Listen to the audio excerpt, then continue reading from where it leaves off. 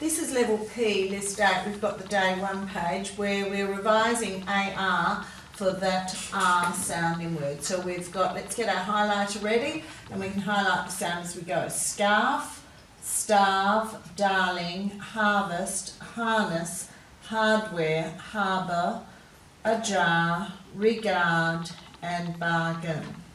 So AR can be quite frequently in the middle of a word, but it can also appear on the end of a word too. Okay, let's have a look at what else we've got in these words. You know you're using a C before an A for the k sound. Starve, English words can't end in V, that's why we have that E on the end.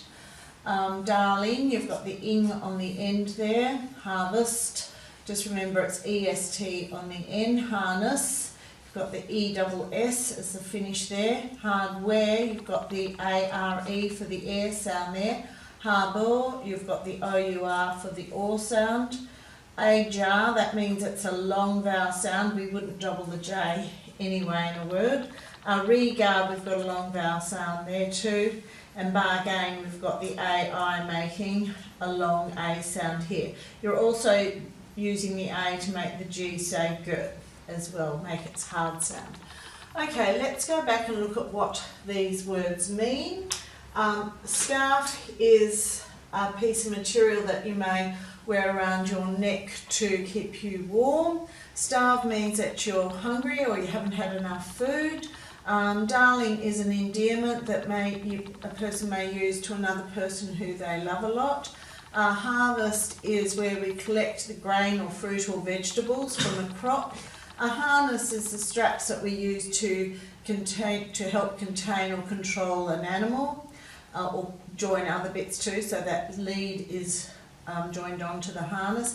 Hardware is the tools that we may use to do different jobs. A harbour is where ships pull in.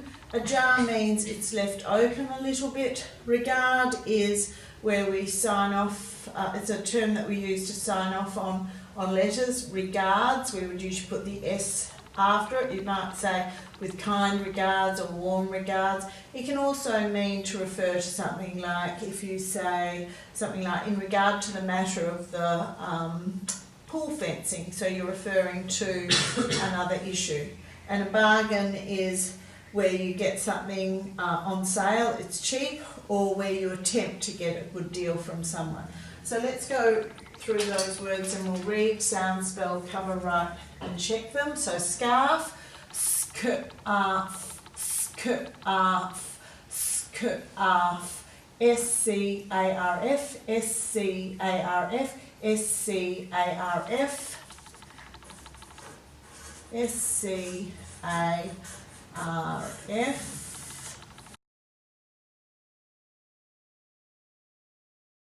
Today we're looking at the AR making the R sound in scarf, starve, darling, harvest, harness, hardware, harbour, ajar, regard and bargain. So if you have a look at these words, we've got some other revision phonograms and rules coming in. So in scarf, don't forget the k after the SS, scarf. Because we have a long vowel sound in that R-controlled vowel AR, we're adding only one F to the end of the word. We know in starve that English words can't end in V. We don't need the E for any other reason except for that. Because the word can't end in V, we put the E on the end. Darling, don't forget you've got the ing on the end. Harvest, you've got the EST on the end. Now harness is an interesting word because if you look at where it comes from, it's the history of the word or its etymology. It originally came from Old Norse where it meant army provisions, and then it changed to military equipment. And then I suppose because they used a lot of horses in the war, today we use it as both a verb and a noun. So a harness, you can harness the horses. So a harness is the strapping that we put on its head to so that we can lead a horse, or so the driver of a cart can put their straps onto it too, so when they're driving the cart they can control it. So it has, it's changed over time, and to make it quite an interesting word for today, it may become more obsolete over time. Hardware. Now in hardware you've got the AR here, and you've also got the air sound ARE at the end of that word. Harbour, you've got that or sound at the end, or like in your, but we tend to say harbour there, so we give it a schwat sound. Just be aware when you're spelling it that if you're going to give it the schwat sound that you must use OUR when you're spelling it, or you could choose to pronounce it correctly. Ajar means, because there's only, and we wouldn't have double J in a word, but because there is only one consonant after the A there, we know it should be making a long vowel sound. Ajar. Door is ajar. Regard is the same. It's got a long E sound on that prefix there. Bargain, you've got the AI for the long A sound at the end of that word. Once again, we quite often give it a schwat sound, so just be aware when you're spelling it, that if you are pronouncing it as a schwat sound and giving it a grunt, bargain, then you have to remember that it's the AI that you must write in.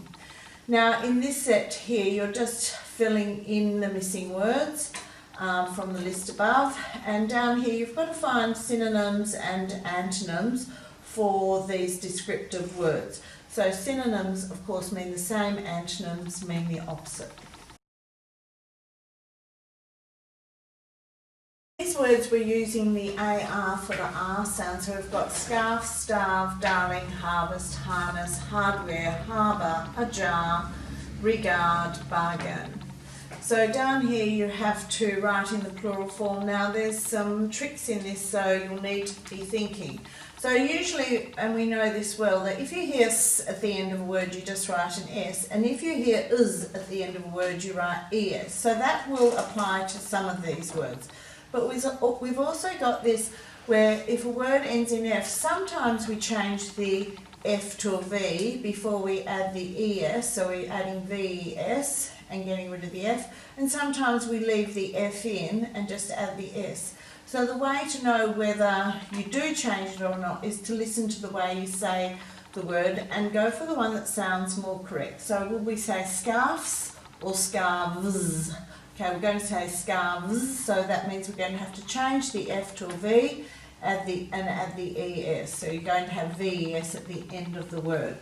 Now down here we've got another tricky one. We've got the word regard. So sometimes we use the word regard and sometimes we use regard. So this is the rule that determines when and where you would use each. So you're going to not put an S on regard when you're talking about regard to, in regard or with regard. You're only going to use an S on the end of regards if you're talking about as regard. So you'd have to have as before the word to put the S on the end of regards there. Down here you're simply making new words, so you're going to make starvation, harvester, regarding and regardless. So you've got to follow the instructions to be able to spell those words correctly.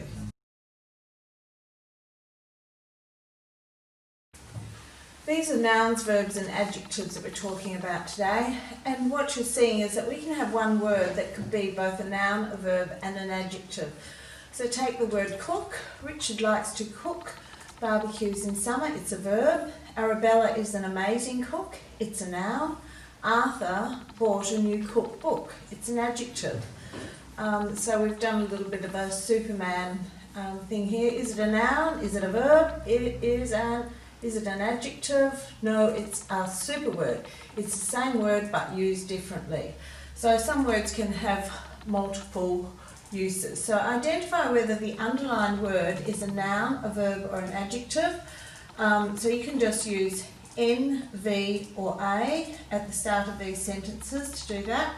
Use the word colour as a noun, a verb and an adjective in 3 separate sentences.